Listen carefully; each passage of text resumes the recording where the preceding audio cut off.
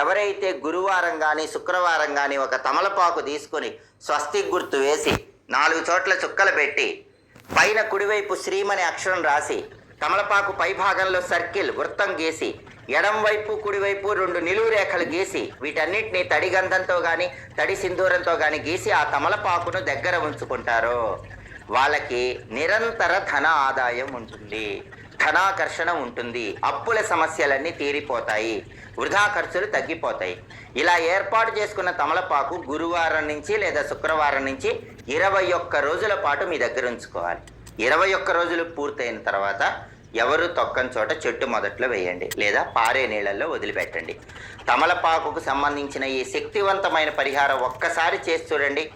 21 రోజులు పూర్తయిన తర్వాత మీ జీవితంలో జరిగే అద్భుత మార్పును మీరు గమనించండి. అఖండ ధనలాభము, రుణ బాధల తీవ్రతను తగ్గింపజేసుకోవటం,